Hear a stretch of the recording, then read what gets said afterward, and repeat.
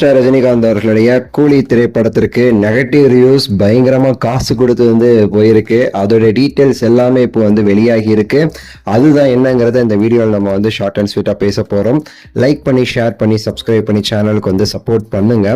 So இன்னைக்கு காலையிலே பார்த்தோன்னு வச்சுக்கோங்களேன், இந்த படத்துடைய ரிலீஸ் ஆகி அந்த ரிவ்யூஸ் எல்லாமே அஃபிஷியலா வந்துடுச்சு. பார்த்தவங்க உண்மையா பார்த்தவங்க கிட்ட இருந்து படம் சூப்பர் டூப்பரா இருக்கு. ஸோ ரொம்பவே சரி ஹிட் அந்த ரேட்டிங் தான் அந்த படத்திற்கு உண்மையா பார்த்து எல்லாருமே கொடுத்துருக்காங்க.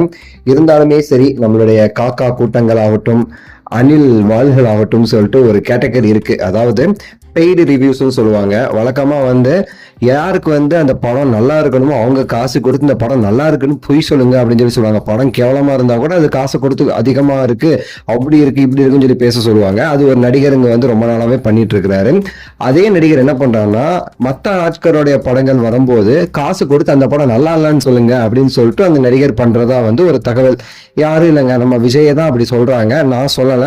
ட்விட்டர்ல பல ஃபேன்ஸ் சொல்றாங்க. என்ன சொல்றாங்க அப்படின்னா, ரஜினிகாந்த் அவர்களுடைய ஃபேன்ஸ் ஆகட்டும், சூர்யா அவர்களுடைய ஃபேன்ஸ் ஆகட்டும், அஜித் அவர்களுடைய ஃபேன்ஸ் ஆகட்டும், இங்க எல்லாருமே சொல்றது என்ன அப்படின்னா, விஜய் அவர்களை பொறுத்த வரைக்கும் அவருடைய படங்கள் வரும்போது எவ்வளவு கேவலமான கிறுக்குத்தனமான ஒரு படமா இருந்தா கூட, ஒரு மலுமட்டையான ஒரு படமா இருந்தா கூட, கோட் மாதிரி அவ்வளவு ஒரு கேவலமான படமா இருந்தா கூட அந்த படம் அப்படி இருக்கு இப்படி இருக்குன்னு சொல்லி கேவலமான ஒரு படத்தை அப்படி புகழ்ந்து பேசுற அந்த கூட்டம் இருக்குல்ல, அந்த பெய்டு ரிவ்யூங்கிற காசு கொடுத்து அவன் பொண்டாட்டிய கூட கூட்டி கொடுப்பான்னு சொல்லுவாங்கல்ல, அந்த மாதிரியான சில ஆட்கள்.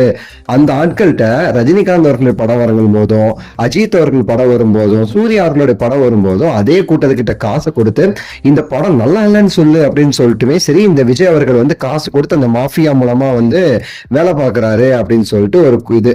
படம் மட்டும் இல்லைங்க, படம் என்ன கலெக்ஷன் ஆனாலுமே சரி, இவனுங்க அந்த படம் கலெக்ஷன் ஆகல, அந்த படம் ரொம்ப கம்மியா தான் கலெக்ஷனு, ப்ரொடக்ஷனுக்கு லாஸ் அப்படின்னு சொல்லிட்டு ஒரு பொய்யான ஒரு தகவல் பரப்புறானுங்க, காசை வாங்கிக்கிட்டு அப்படின்னு சொல்லிட்டு ட்விட்டர்ல பல பேர் இதை குற்றச்சாட்டா வைக்கிறாங்க.